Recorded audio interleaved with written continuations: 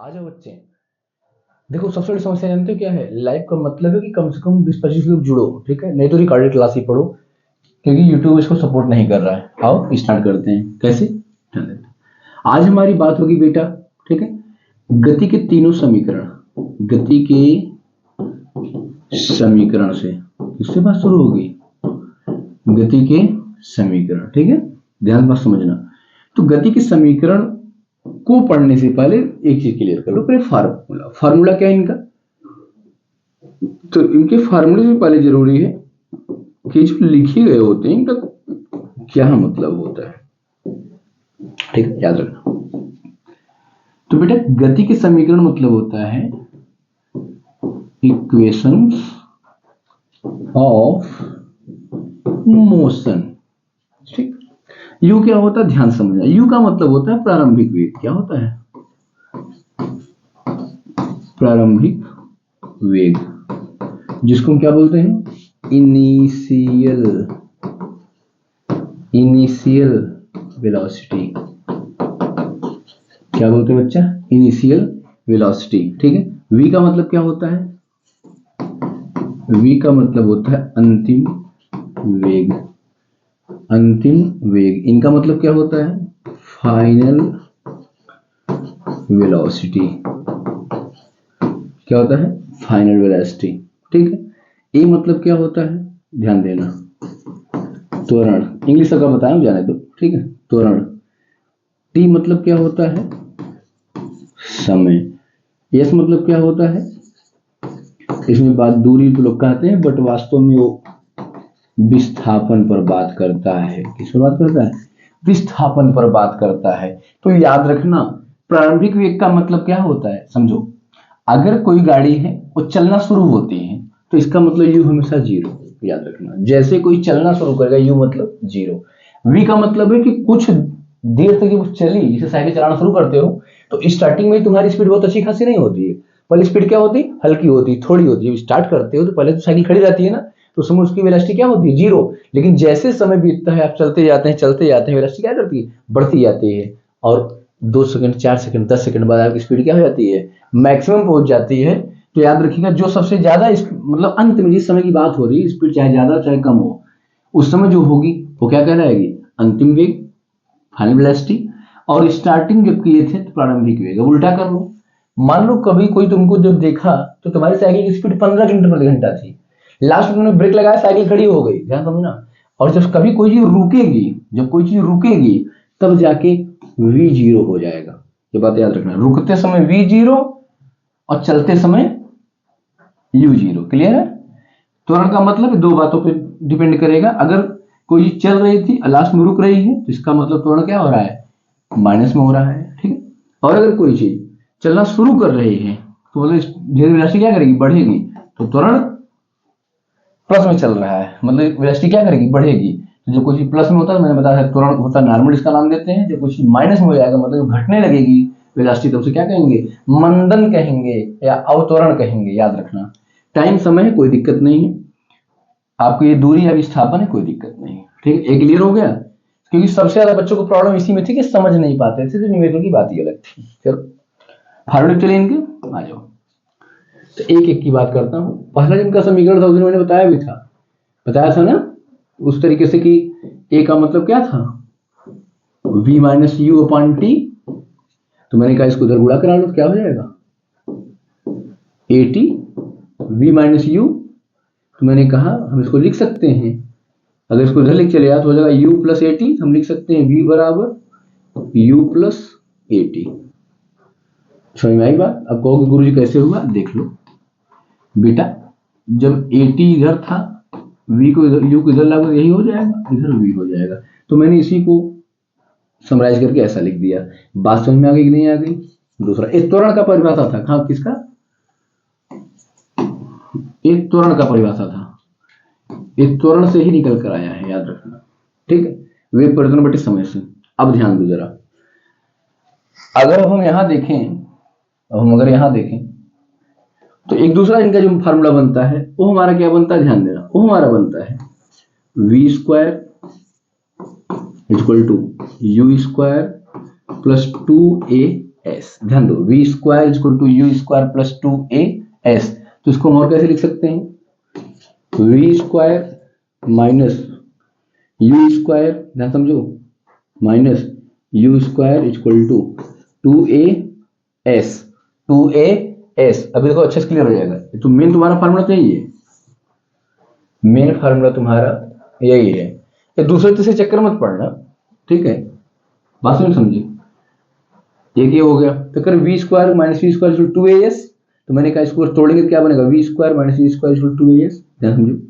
अब इसको क्या लिख सकते हैं, इसको क्या लिख सकते हैं, हम इसको लिख सकते हैं v square minus u square upon 2a बराबर यस। देखो ये सब एक दूसरे के क्या है, फार्मूले हैं। अगर हमको यस निकालना हो, वी दिया हो, यू दिया हो, ए दिया हो, तो हम यस ऐसे राइट भी निकाल सकते हैं, ऐसे भी निकाल सकते हैं। तो एक फार्मूला हमारा ये चलता है। यहीं पर ध्यान देने की बात है कि ए की वैल्यू माइनस में रखी जाएगी या प्लस में रखी जाएगी। तो बेटा याद रखना, अगर कोई चीज लास्ट में रुक रही है जिसका मंदन हो रहा है, जब मंदन होगा तो न्यूमेरिकल में हमको ए की वैल्यू क्या रखनी पड़ेगी, माइनस रखनी पड़ेगी। बात समझिए। अगर किसी ने कहा कि कोई कार थी 4 मीटर प्रति सेकंड की स्पीड से चल रही थी, ठीक है, और लास्ट में ब्रेक मार कर रुक जाती है, तो उसमें उत्पन्न मंदन ज्ञात, अगर मंदन दिया है और फिर पूछेगा कितना दूरी पर जाकर रुकेगी, तो याद रखना ए की वैल्यू माइनस में रखेंगे। डन है। एक इसका और बचता है तीसरा वाला, दूसरा तीसरा कर लेना, कोई दिक्कत नहीं है, जिसको हम क्या बोलते हैं बताओ, s equal to u t plus half a t square. ध्यान समझो, half a t square. Done. ये तुम्हारा एक और फार्मूला होता है, ठीक। इन्हीं तीनों पे तुमको काम करना है, तुमको सवाल लगाना है। आओ अब तीनों को एक साथ ले लेते हैं।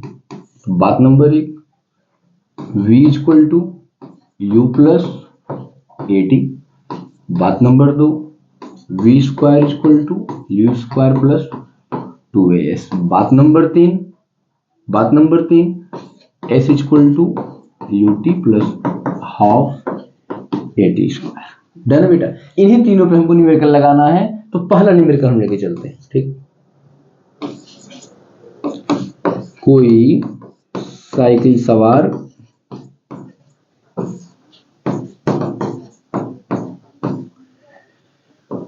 चलना प्रारंभ करता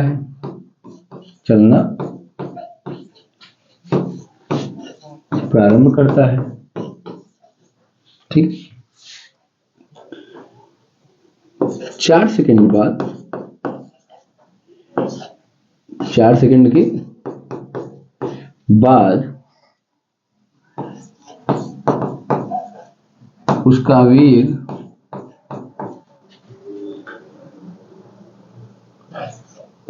3 मीटर प्रति सेकंड हो तो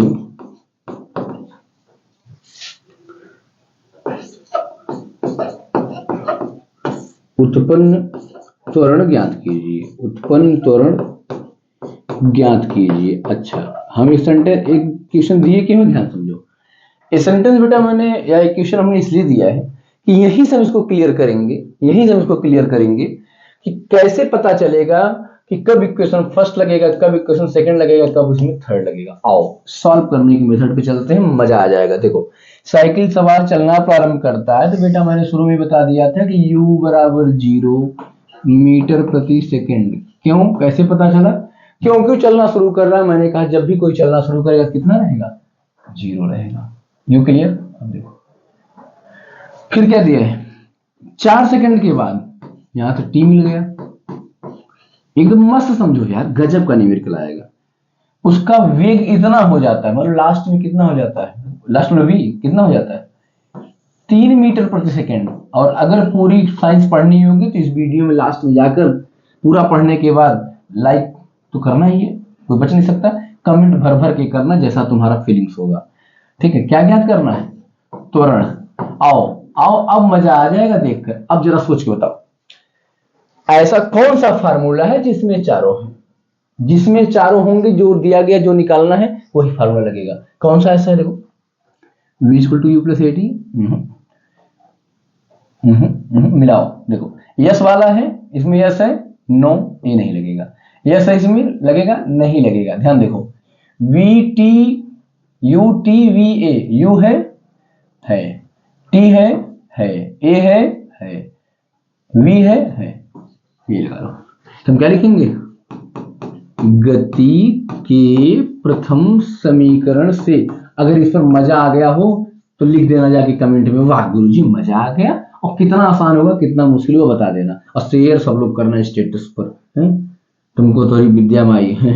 गति के प्रथम समीकरण से, क्या से बेटा, ध्यान दो क्या है गति के प्रथम समीकरण है, फार्मूला हमारा क्या है, देखो v क्या लिखा है, v बराबर u plus a T. v क्या है, 3 है, 3 मीटर पर सेकंड लिख लो। u क्या है, u ध्यान दो 0 मीटर पर सेकंड। a कितना है पता नहीं, a कितना है पता नहीं, t कितना है 4 सेकंड। आओ, इतना क्लियर हुआ कि नहीं हुआ। अब इनका हम फार्मूला मिटा देते हैं, क्योंकि फार्मूला तुम जान गए। डन हो गए, अब पता चल गया कौन आएगा। चलो तो इसको सॉल्व करो। 0 मतलब नथिंग, तो हो गया 3 मीटर प्रति सेकेंड। यहां बचा a गुणे 4 सेकेंड, ठीक है। 4 लाके डिवाइड कर लो बेटा, तो 3 मीटर प्रति सेकेंड बटे 4 सेकेंड बराबर a, सेकेंड से सेकेंड मल्टीप्लाई होगा क्योंकि a भी बटे में, a भी बटे में, तो हो जाएगा 3/4। 3/4 का मतलब है क्या पगलू, 4 से भाग दे दे बाबा 3 में, 10 बढ़ा 3, 4 सते 28, 2 बचा 10 में 20, 4 पंचे 20। बताओ आया कि नहीं आया, कितना आया 0.75 मीटर प्रति सेकंड स्क्वायर। जिसको जिसको समझ में आ गया हो, मजा आ गया कि नहीं आ गया। अब बुक का करना, हम तब तक एक क्वेश्चन और बना दे रहे हैं, होमवर्क में करके कमेंट में आंसर दे देना। दूसरा क्वेश्चन, ठीक है। एक कार 5 मीटर प्रति सेकंड के वेग से गतिमान है। क्या है बेटा, है गतिमान है, ठीक है।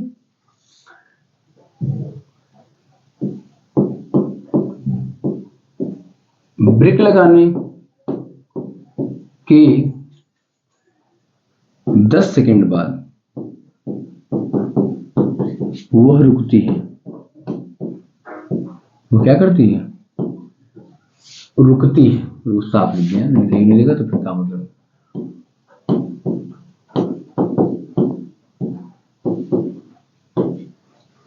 ठीक है, एक कार 5 मीटर पर सेकंड के वेग से गतिमान है, ब्रेक लगाने के 10 सेकंड बाद वह रुकती है।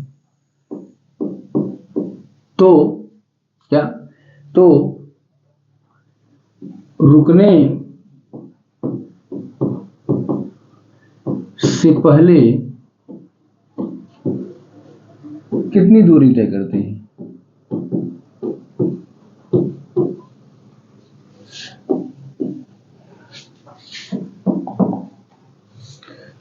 कितनी दूरी तय करते हैं।